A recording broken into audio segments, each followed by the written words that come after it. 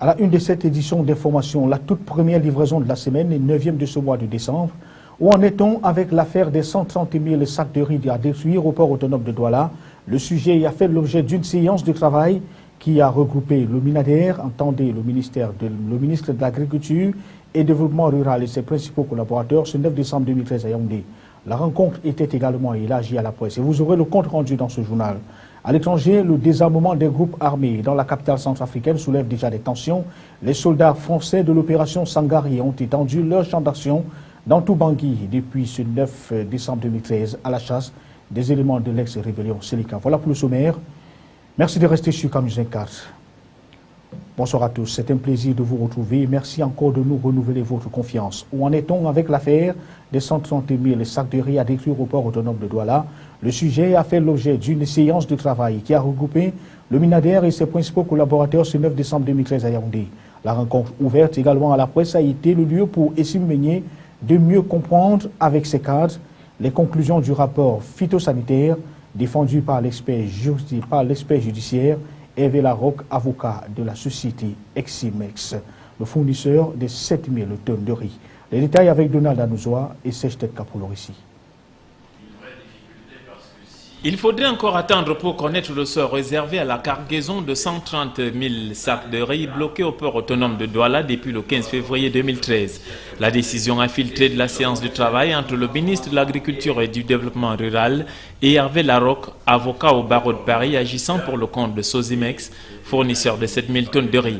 Le MINADER reviendra sur les conclusions des services phytosanitaires qui avaient intercepté la cargaison en provenance de Myanmar en Birmanie. Le rapport nous semble incomplet parce qu'il y a eu des analyses, mais le rapport n'a pas donné les conclusions de ces analyses-là.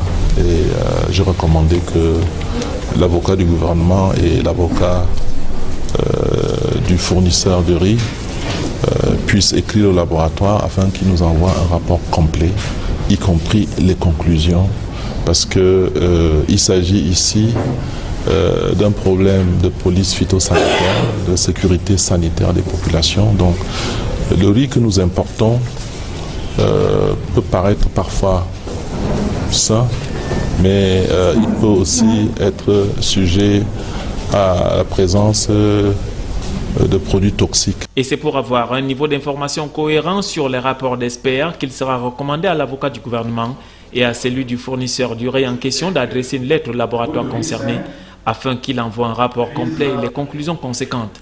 Toute chose que semble approuver l'expert français qui place sa demande non pas dans un cadre judiciaire, mais de concertation avec l'autorité gouvernementale. Pour l'heure, la piste de la destruction des 70 000 tonnes de riz après fumigation des 130 000 sacs de la cargaison querellée reste donc en instance. Parlons cette fois de la commune de Banganté. C'est dans la région de l'Ouest Cameroun. Elle veut arrimer ses conseillers à l'ère du temps, renouvelés à 70% après la dernière consultation électorale, c'est-à-dire l'élection municipale du 30 septembre 2013 dernier, et vient de recevoir des enseignements sur le rôle des conseillers au sein d'une commune dans un contexte de décentralisation. Et c'était au cours d'un atelier d'imprégnation piloté par le PALD, le GIZ et l'organisation non gouvernementale dénommée Zeno Network. Les détails avec Médard Ngosso et Pierre Guiague. L'adoption des lois de 2004 aidant, le Cameroun est en plein dans un processus de décentralisation qui s'accélère depuis 2010 avec le transfert des compétences et des ressources aux communes. Des communes qui dans un tel contexte sont investies d'une mission générale de développement local. Les conseillers municipaux deviennent alors des acteurs incontournables de développement. Mais pour y parvenir, l'amélioration de leurs capacités en la matière s'avère nécessaire. L'atelier d'imprégnation des conseillers municipaux de la commune de Banganté renouvelé à 70% sur leur rôle au sein des communes dans un contexte de décentralisation revêt toute sa pertinence. À l'heure de la décentralisation et en tout début de notre mandat, il m'a semblé très important que nous soyons tous les conseillers au même niveau d'information sur ce qu'est la décentralisation, sur le rôle des conseillers municipaux et de l'exécutif dans un contexte de décentralisation, mais également le rôle et les attentes des conseillers au niveau de leur localité qui leur ont donné confiance. Des informations articulées autour de 4 modules, à savoir les généralités sur la décentralisation au Cameroun, le transfert des compétences et des ressources, le rôle des conseillers municipaux dans le contexte de la décentralisation et le rôle de la société civile. Toutes transmises par des experts venus du PADEL GIZ et de l'ONG Zenou Network, ont édifié des conseillers municipaux de la commune de Banganté qui sont désormais aptes à assurer leur rôle de vecteur de développement de leur zone à partir des commissions communales auxquelles ils appartiennent. Toujours dans les collectivités territoriales décentralisées, le tribunal de grande instance de Bertois vient de servir de cadre à la cérémonie officielle de prestation des serments des 8 nouveaux maires et leurs adjoints.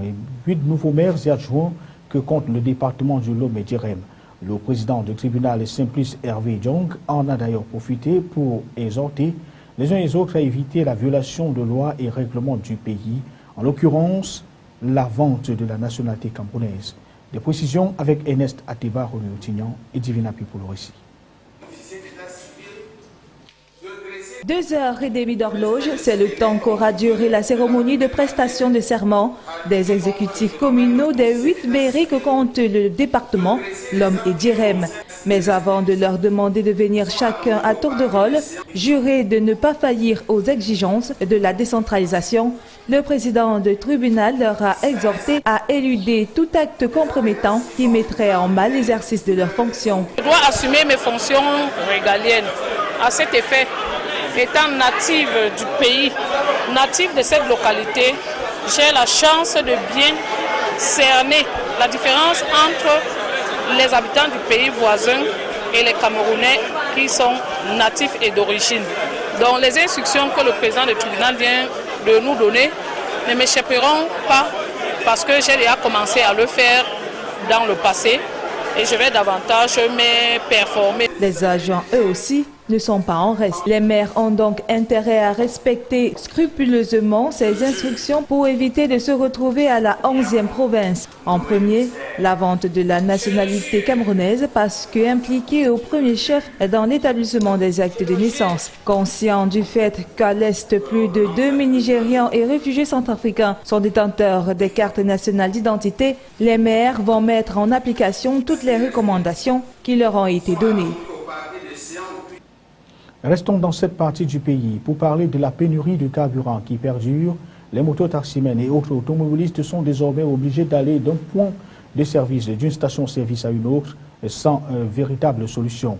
Dans les stations-service, aucun responsable ne veut prendre le risque de s'exprimer sur la question.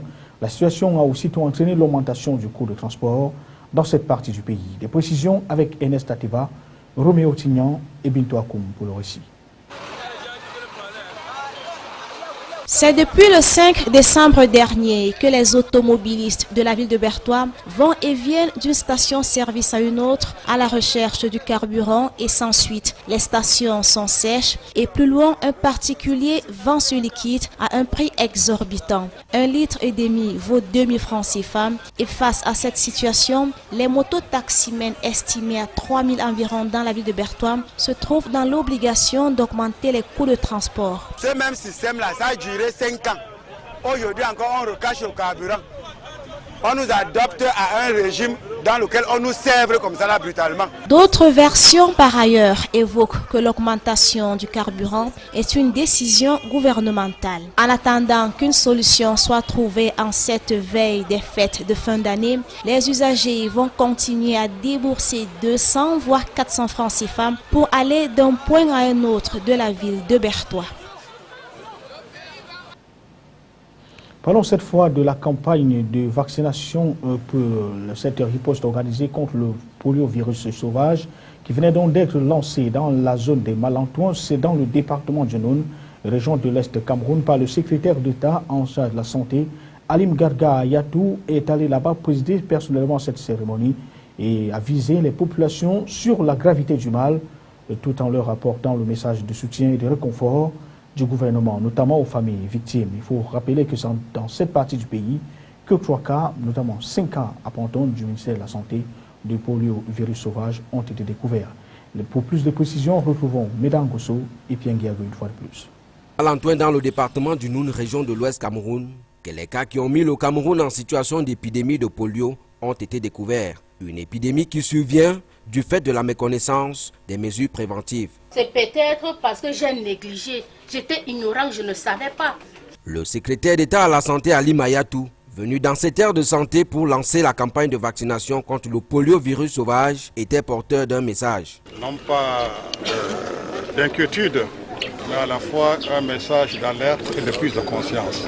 Les populations de Malantoine qui peuvent parler preuve à l'appui du mal que peut causer le poliovirus sauvage sont devenues nombreuses à cette cérémonie, non seulement pour s'enquérir des mesures prises par le gouvernement pour les sortir de la peur, mais aussi et surtout pour recevoir le vaccin. En marge de cette cérémonie solennelle, Ali Mayatou a effectué une descente chez les victimes pour toucher du doigt la triste réalité. La campagne de vaccination lancée ce 6 décembre 2013 à Malantoine se poursuivra jusqu'au 8 décembre pour cette première phase avec pour objectif vacciner le maximum, sinon 100% d'enfants âgés de 0 à 5 ans pour un Cameroun sans polio d'ici le premier tiers de l'année 2014. Dans la région du nord-ouest Cameroun, parlant toujours de la poliomyélite, c'est les hommes des médias qui ont été briefés et invités à apporter la nouvelle aux populations afin que celles-ci ne ferment point la porte aux équipes de vaccinateurs. Il faut dire que la campagne qui s'étendra dans les 8 régions du pays consistera à vacciner les femmes enceintes et les enfants de 0 à 5 ans contre la poliomyélite, cette maladie contagieuse qui attaque les membres, les affaiblit et les paralyse pour la vie. Reportage Clémence Niamda, Frambala. La guerre contre le poliovirus sauvage est lancée à travers une campagne de vaccination de riposte à l'intention de la cible principale. Pour le personnel de santé, il est urgent d'interpeller les parents à faire vacciner tous les enfants de 0 à 5 ans contre la poliomyélite, dont les dégâts sont irréparables. Les attentes des équipes des journées locales de vaccination vis-à-vis des parents sont claires. Depuis le début de l'année 2013, 4 cas de poliomyélite sauvage ont été confirmés dans les districts de santé de Malantoine et de Fumbot, dans la région sanitaire de l'Ouest. On a confirmé 4 cas de poliovirus sauvage dans la région de l'Ouest. Et comme tu sais, la région de l'Ouest est un de le voisin de plus proche pour la région du Nord-Ouest. Et ça dit que la région du Nord-Ouest est en haut risque. Si un enfant n'est pas vacciné contre le poliomyélite, ça dit que l'enfant peut attraper la maladie et un enfant affecté par le polio devient paralysé. Il devient une charge pour la famille, une charge pour la société et il pose un risque de transmission pour d'autres enfants. Il est donc impératif, voire urgent, de renforcer l'immunité des populations cibles que sont les enfants et les femmes enceintes à travers cette campagne de riposte contre la polio. Les 6, 7 et 8 décembre, donc, l'extrême nord, l'Adamawa, le centre, l'ouest, le sud-ouest et le littoral se joignent au nord-ouest pour implémenter ces campagnes locales de vaccination. Lors de cette campagne, les enfants âgés de 0 à 5 ans vont recevoir 2 gouttes de vaccin de polio oral dans la bouche à chaque tour de vaccination. Objectif à atteindre. La stratégie pour mener à bien cette campagne sera d'ailleurs le porte-à-porte quand on sait que la santé de l'enfant au Cameroun reste curieusement faible malgré les efforts fournis par le gouvernement afin d'éradiquer les maladies récurrentes, parmi lesquelles la poliomyélite. Venons maintenant dans la capitale économique du Cameroun pour parler de la lutte contre le désordre urbain avec la communauté urbaine locale qui va en guerre contre le phénomène. La répression annoncée par les autorités devrait en principe débuter ce 9 décembre 2013 dans les différentes rues de la capitale économique du pays. Mais sur le terrain, la mesure ne semble pas encore ébranler les commerçants qui disent occuper les trottoirs et les carrefours de la ville à la recherche de leur pain quotidien. Voici le cliché de la ville tel que brossé par Eric Ticheux. Ici, au lieu dit marché Nkouloulou, les trottoirs de la route nouvellement réhabilités ne sont plus visibles à cause de l'occupation anarchique par les étals et autres comptoirs des petits commerçants. D'aucuns sont même obligés de s'installer sur la chaussée afin de présenter leurs marchandises aux premiers venus. Une situation qui contraint les usagers à circuler en pleine chaussée malgré les embouteillages qui s'ensuivent. C'est fort de ce constat que la communauté urbaine de Douala, en collaboration avec la préfecture, vient de mettre sur pied une mesure visant à éradiquer cet incivisme. Mais malgré l'annonce de la phase répressive dès ce 9 décembre, les commerçants semblent plus préoccupés par la recherche de leur pitance au détriment de la loi. De l'autre côté du carrefour de Koti, la mayonnaise semble avoir pris le jour. Mais à la tombée de la nuit, le lieu se transforme et les commerces reprennent le droit de cité. Dès lors, des questions germent. Comment en est-on arrivé là? À quelques jours des fêtes de Noël et de Nouvel An, la situation ira sans doute de mal en pis si rien n'est fait. Et la fluidité de la circulation des personnes et leurs biens en prendra un sérieux coup. Le mois de décembre et les fêtes de fin d'année qui arrivent à grands pas et dans les magasins ainsi que dans les grandes surfaces, l'heure est au déstockage massif. Les soldes font courir le monde du beau monde ici qui viennent acheter à vil prix des marchandises dont le coût habituel a été revu à la baisse. Ambiance dans les quartiers commerciaux tels qu'Arquois ou encore l'ambiance dans les grandes surfaces, c'est peut-être cas. Au fil des jours, on les aperçoit, ces banderoles qui barrent les artères de la capitale, siège des institutions économiques. Certains magasins affichent de façon très visible cette annonce, un véritable coup de pub dont l'approche marketing ne manque d'attirer la clientèle. Les acheteurs, toutes classes sociales confondues, ne se font pas prier. Ils foncent entre les rayons s'approvisionner. Surtout qu'avec les soldes, les prix sont alléchants, ce qui permet aux vendeurs de faire de bonnes affaires tout en vidant les stocks, en évitant de grosses pertes. Dans les rayons alimentation par exemple, toutes les denrées menacées de péremption seront aisément écoulées pour le grand bonheur des commerçants qui se frottent les mains et se remplissent bien les poches. Les soldes attirent, cela ne fait l'ombre d'aucune contestation. Dans cette activité de déstockage, chacun y trouve inévitablement son compte. Les uns vendent à vil prix sans toutefois perdre, les autres achètent moins cher avec l'espoir d'avoir fait une bonne affaire. Quoi qu'il en soit, dans ce marché de dupes, chacun se croit le plus intelligent et les soldes restent et demeurent incontournables en cette période d'approche des fêtes de fin d'année.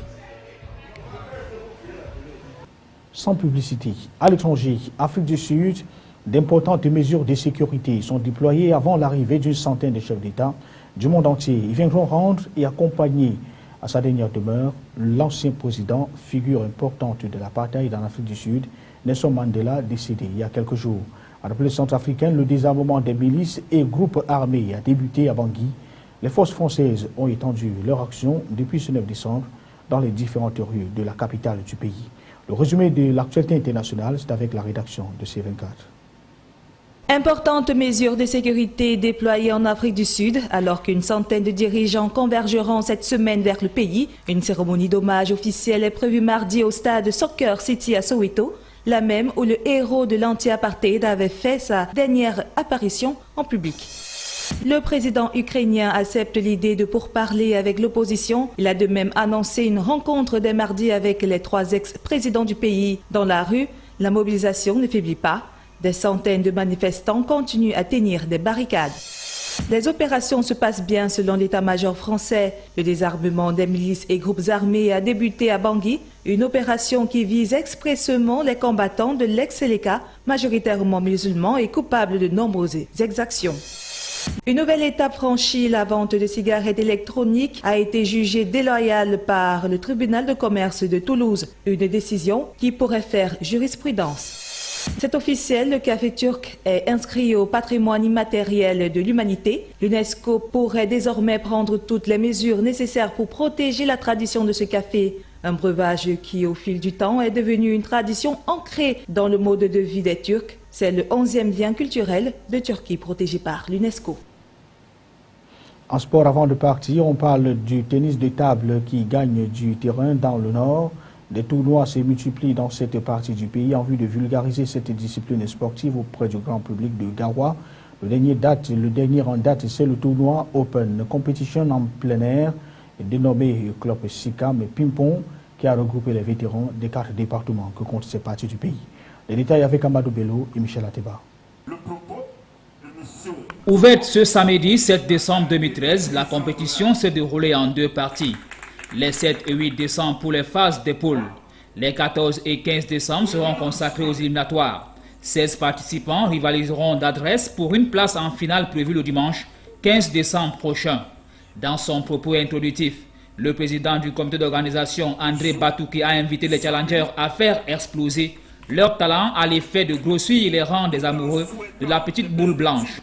Car pour lui, la discipline n'attire pas assez de monde, alors que la région du Nord produit des champions dans les compétitions nationales. À l'instar du petit Wamba Junior, champion en titre des derniers Jeux, Fenasco B. Au vu de la prestation que sont en train de nous donner les deux jeunes juniors, le niveau est bon.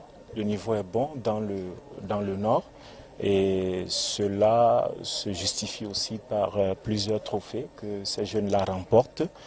Et le plan d'action, il est global. Nous avons plusieurs champs